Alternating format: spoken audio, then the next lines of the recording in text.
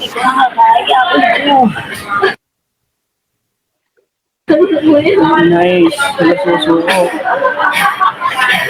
Yes. Napakasakit para sa isang ina na mawala ng anak. Ito ngayon ang nadarama ng isang OFW kasambahay sa Tabuk City, Saudi Arabia. Nang dahil daw sa kapabayaan ng hospital, kaya namatay ang kanyang anak.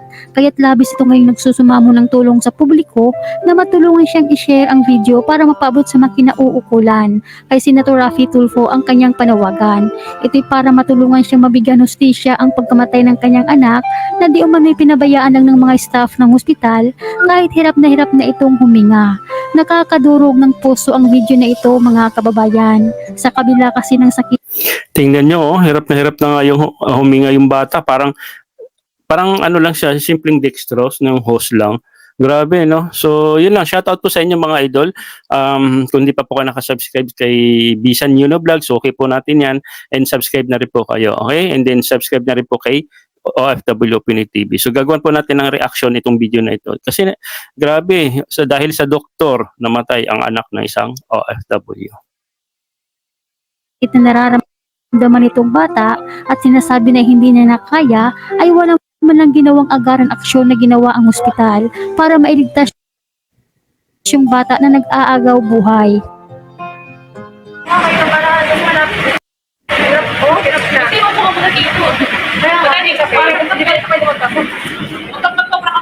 Hira pa siyang huminga. No. Dapat mo lang yun isa.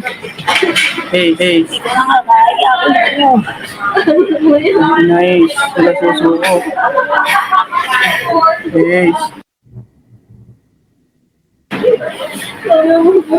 Wala na kami magagawa. Walang sasakyan, wala kaming matuwagan. Opo, yung tinawag namin na ambulansya, di pa rin nililipat. Doko, di pa ba talaga siya malilipat ng ospital? Kahit may ano po, ambulansya? Di po siya malilipat ng ospital? Kasi saglit lang, kinako-coordinate pa po kasi nila sa ibang ospital. Ano po ba? Mamatay na rin po kasi ito. Yung pasyente nyo po kasi sa totoo lang is high risk. Ibig sabihin po medyo delikado. Kaya nga po ang inaano nila is maitawag para pagdating natin ng ospital, matanggapin na po tayo agad. No? Ayun po yung ano nila. Kasi po, ospital po talaga mag-coordinate dun sa paglilipatan nating ospital. Ano po yan? Mamamatay na po yan. Grabe. Hirap na huminga yung bata na yun. Alam nyo pala, high risk pala yung ano ng bata. Wala man lang nag-aasikaso. Ibig sabihin, maghihintay pa sa ambulansya. Wala na ba ibang sasakyan? Wala na ba iba kayong alternate na sasakyan na para pwede dalhin yung bata doon sa sinasabi niyong hospital? Grabe, kung isa akong parents, ako, iwan ko lang.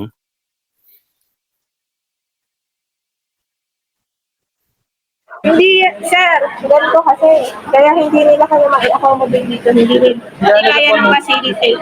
Kaya na lang po mamatay dito. Hindi po kasi nila kaya yung facility dito. Kaya nga po kami May nandito mga is vehicle para... naman po na pwedeng ilipat sa ano, ma'am? Oo nga po, sir. May protocol po kasi sa bawat ospital. Kung vehicle po, ayan po kami, ambulansya. Kaya po namin kayong itravel kahit saan. Yun nga lang po, kino-coordinate po nila kayo para pagdating po doon, istanggapin tayo. Kasi tatanggalin yung ano niya sa kamay. Yan nga po. Paano po niya siya dyan? Sa Relax ka lang. kilos. Sabi, relax. Siya, pwede mag-relax. Paano yung batang hirap na huminga? Imagine mo yun, maghihintay ka pa. Yun yung mahirap dito sa bansang Pilipinas, sa ating bansa. Pagka mahirap ka, hindi ka asikasuhin agad-agad. Talagang mamamatay ka kung walang pera, kung alam nila, ito mga bata lang to, magkapatid lang to, magkapatid ata to. Diba? Kaya hindi sila masyado inaasikaso. Akala nila, nagbibiro yung batang to, na hirap na huminga. Tapos sabihin mo, relax ka lang. Anong klaseng mga nurse to?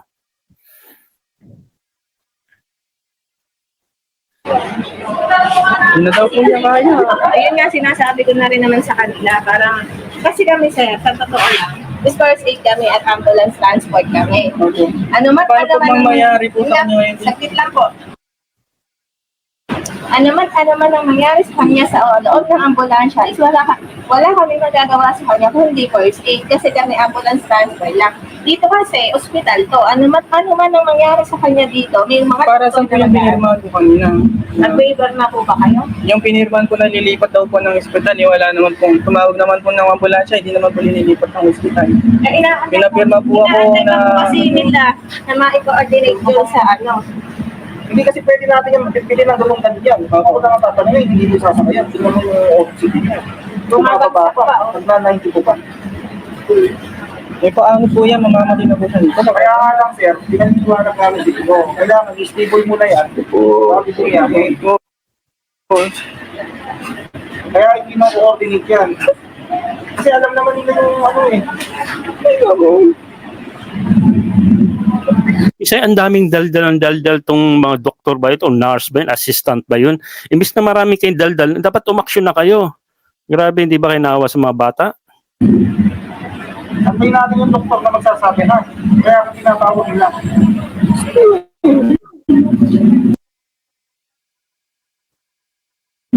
Kasi sa totoo lang, tingnan mo sir, huwag kang makabahan ha, basta in-exercise ka lang. Hindi daw niya kinakaya. Pababa naman yung magagawa. Kung iba biyahe namin po, mahirap naman.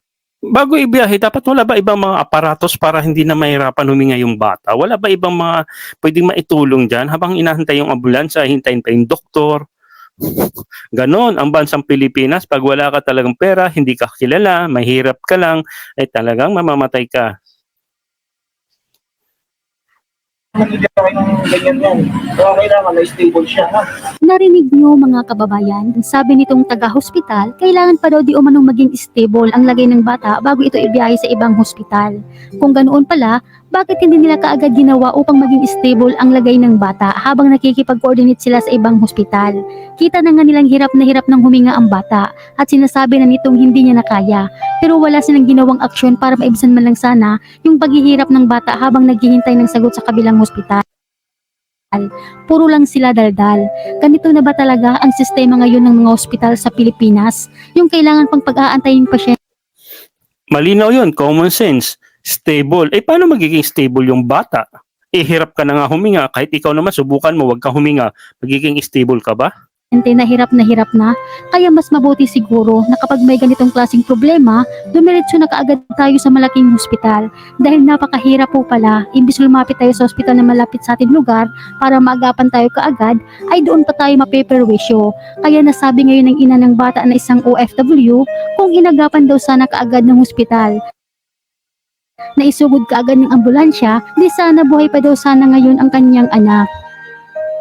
Dagdag pa sa post ni Kabayan, ang dami nilang paliwanag na akala mo simpleng sakit lang ang nararamdaman ng anak ko. Sinabi mo na ngang hindi mo na kaya pero pilit pa rin nilang pinipilit yun sa kanila na sasabihin hinihintay lang ang sagot sa kabilang hospital. Kaya nga may ambulansya para ilipat ka na kaagad pero di nila ginawa kisyo ganyan ganun naghihintay pa ng sagot at sasabihin pang mag-relax at huwag kabahan. Kahit sinasabi na ng anak ko na hindi niya na kaya, kitang-kita naman sa video na nahihirapan na ang anak ko pero puro pa din sila paliwanag at daldal pa din ng daldal. Napakawalan yung puso. Kung sino man kayong nasa video, sana managot kayo. Kung ginawa nyo lang ng tama ang trabaho nyo, sana buhay pa ang anak ko hanggang ngayon.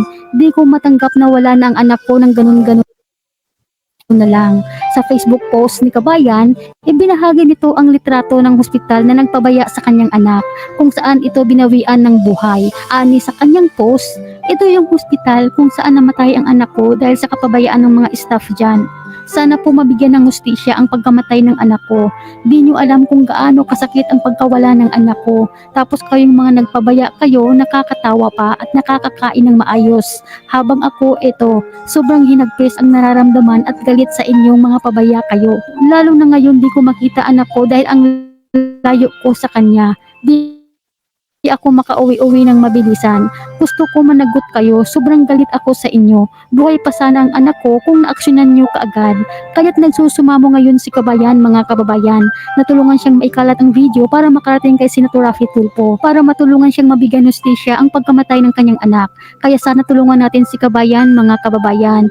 Please share para mapaabot sa mga kinauukulan. Maraming salamat po.